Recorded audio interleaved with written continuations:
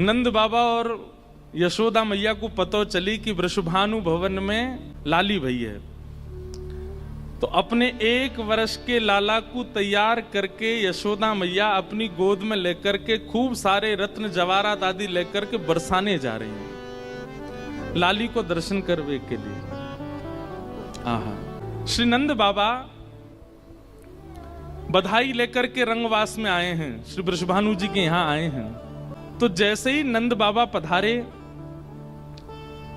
गोद में लेकर के अपने लाला को, 1 वर्ष के लाला को श्री यशोदा मैया लेकर के आई।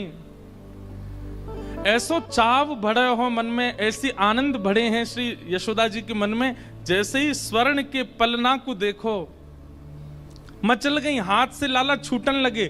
ठाकुर जी को यशोदा मैया ने नहीं पकड़ रखा, लाल जी ने यशोदा मैया को पकड़ रखा, क्योंकि मैया तो सुध बुध खो गई है, ऐसी आनंद में भर गई है। मानो ठाकुर जी बोल तो सकते नहीं, लेकिन कह रहे मैया ये बढ़िया लाली प्रकट हुई, तू तो ऐसे मुंह छोड़ रही है, मैं गिर जाऊंगा नीचे।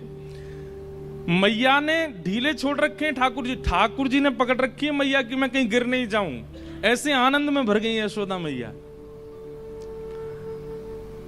रत्न लेकर के आई हैं, खूब सारे रत्न जवाहरात आदि लेकर के आई हैं कि लाली की न्योछावर करूंगी, लाली पे जाकर के वार दूंगी।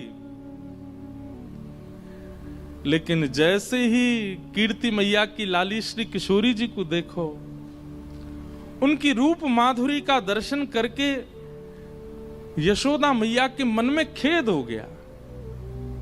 आप कहेंगे खेद क्यों हो गया?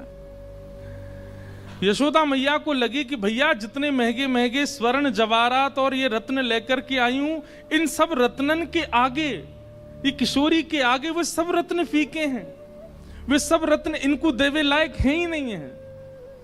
मतलब वही बात हो गई कि आप किसी ब्याह में गए और क्या ले गए, ड्राई फ्रूट का डिब्बा ले गए, लेकिन ब्याह में पहुंचते ही आपने क्या देखा, भाई आपसे आगे जो लोग खड़े हैं कतार में, वो दुल्हा दुल्हन को इतनी महंगी महंगी सामग्री दे रहे हैं, इतना बढ़िया बढ़िया सब दे रहे हैं, और फिर सबसे बड़ी बात, दुल्हा दुल्हन की सुंदरता देख के, ब्याह की महिमा देख करके अपने ड्राई फ्रूट का डिब्बा छोटा सा लगने लगा। मन में भाव आने लगा, अरे भाई हम कुछ विशेष ले आते, माहौल के अनुरूप तो है ही नहीं।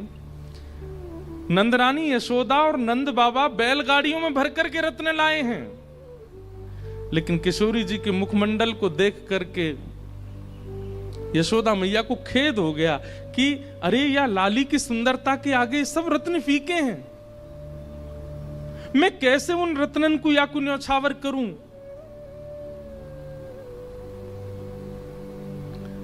गोदी में चढ़े भये टुकुर टुकुर निहार रहे हैं किशोरी जी को लाल जी। और जैसे एक छोटा बालक होता है ना, 1 वर्ष का बालक, उसके हाथ पैर स्थिर हो जाते हैं, तो 1 वर्ष का बालक उसके आगे उससे भी छोटा बालक ले आओ तो उसके गाल पकड़ता है, उसकी नाक पकड़ता है, उसकी ठोड़ी पकड़ता है, उसके केस छूता है।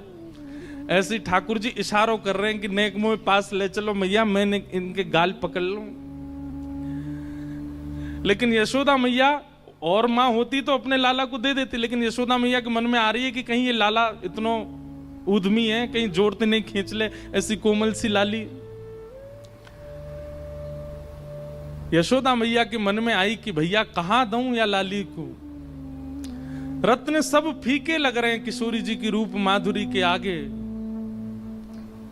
कि यशोदा मैया ने किशोरी जी की रूप को देख करके क्या दिया, यशोदा मैया ने क्या किया, बोले रत्न तो सब रखे हैं बैलगाड़ी में, तभी मैया की दृष्टि पड़ी गोदी में लदो भयो नील मणि, नीले नीले ठाकुर जी।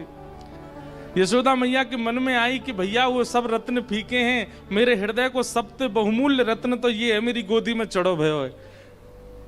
यशोदा मैया ने लाला को दोनों भुजान में लेकर के और किशोरी जी के ऊपर 8 बार करके श्री ठाकुर जी को ही चरणन में पधराए दिए, बोले यही सबसे बढ़िया रत्न है।